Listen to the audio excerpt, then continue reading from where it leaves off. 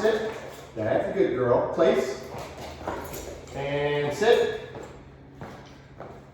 Down. Oh, that's beautiful. That's a good girl. That's a good girl. Let's go.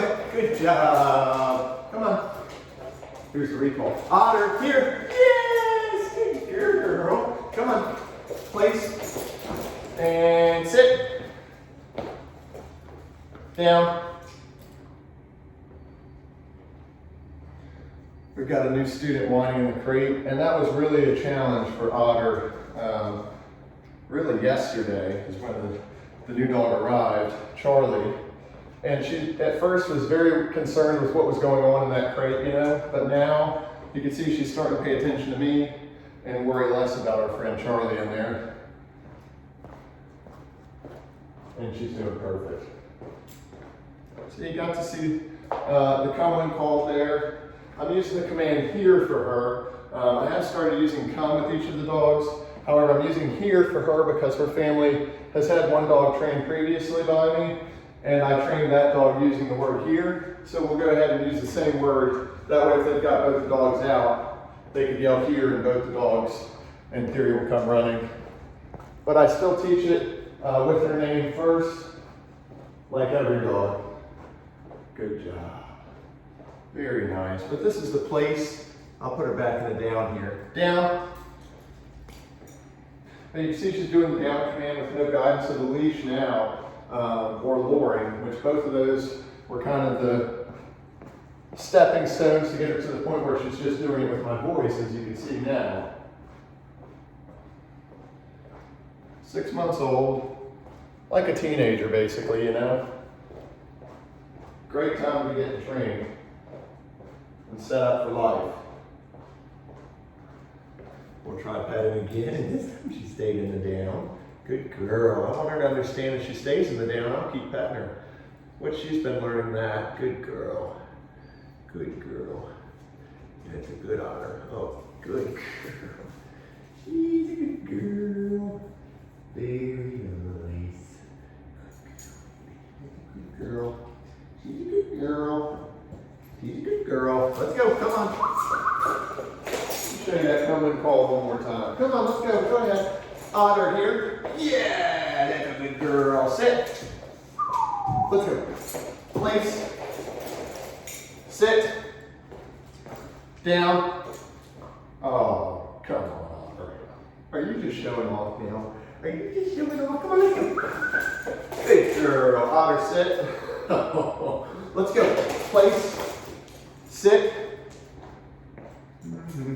Down.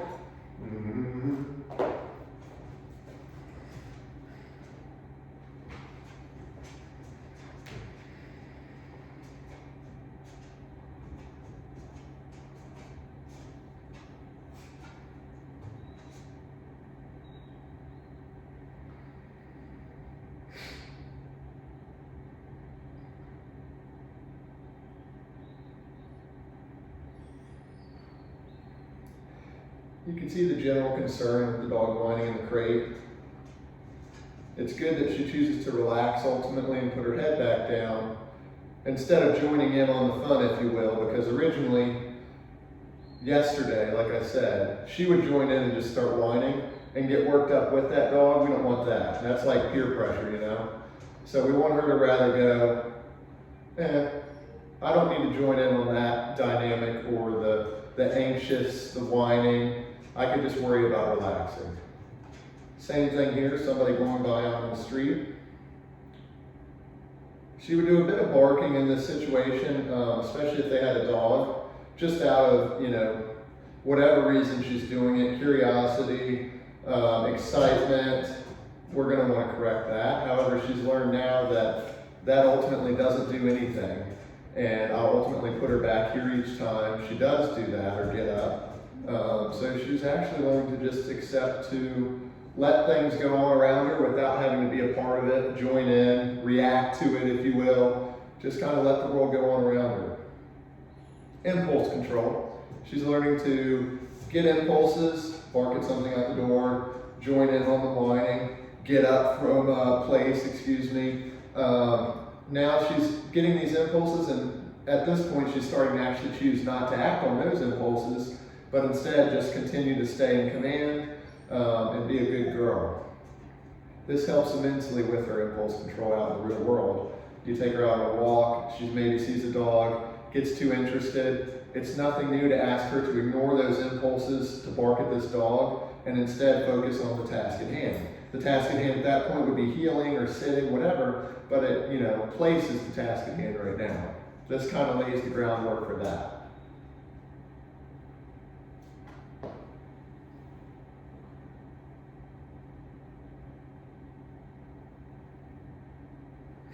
And I mean, those are even greater impulses than her original impulses when learning place. And one of the reasons I teach place is because when you originally put the dog up on the bed, her included, they don't just want to stay there. They want to get up and go smell the room, go over to the door and look out the door. You think she wants to look from here? She wants to go get a front row seat.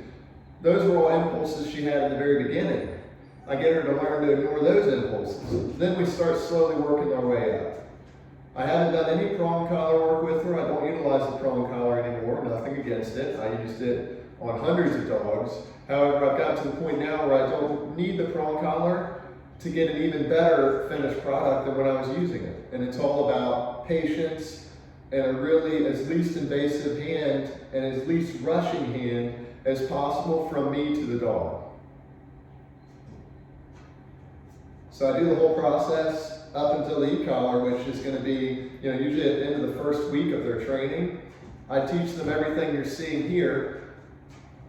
Come when called, as you saw, sit, place, down, relaxing on command, and impulse control. I developed those things. This dog has not been here for a week yet, but I developed those things first with just a flat buckle collar now, and I've been doing that for the past, it's probably been at least, I'd say, 12 to 20 dogs at this point that I've now trained without the prong collar at all. And I teach everything utilizing a lure, guidance with the leash, and a lot of patience, working them for their daily kibble, their praise and attention. They work for that. You can see when I praised her, she really enjoyed it and loved it. And she enjoys that anyway, but now she'll enjoy it even more because she doesn't just get it anytime she wants. She's actually working for it. But the catch-22 is I want her to be able to get it and not get up. So you saw the first time I petted her a few minutes ago, she got up after I petted her. So the praise there kind of hurt me a little bit, but I just put her back in command and then I praise her again when she's doing well. That way she can be paid for doing her work. However, that doesn't mean you're done. You're doing a great job and I love you. However, there's more to be done. You just stay there and relax.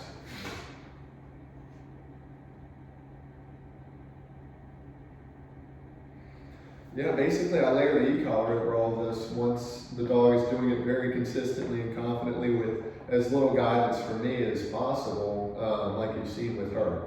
And if you go back and look at really any of my videos where it says, so-and-so's progress, German Shepherd's progress after 7 days, after 8 days, after 10 days, you'll see all those dogs, same thing. They're just on a flat buckle collar and they've learned everything first through that process I was sharing with you, utilizing the lure and guidance with the leash and working for their food and praise. They learn all of that for the first, usually it takes a week to 10 days. Then I layer the e-collar over all of that. But if they don't understand all of that fully first, layering the e-collar in can just be sloppy and the dog doesn't understand what's going on. And it's very easy to put an e-collar on too soon and want it to do the heavy lifting for you, if that makes sense. But if it doesn't have something to lift, meaning if the dog doesn't know what to do, it really doesn't matter. So you teach the dog what's expected first, really clearly, and then you bring the e-collar in the conversation later. And if there's any heavy lifting left to do, which there really usually isn't, because you're basically doing that day by day, up until you introduce the e-collar comes in and just kind of does some tidying up, if you will. Just puts a bow on everything, and that's all she wrote.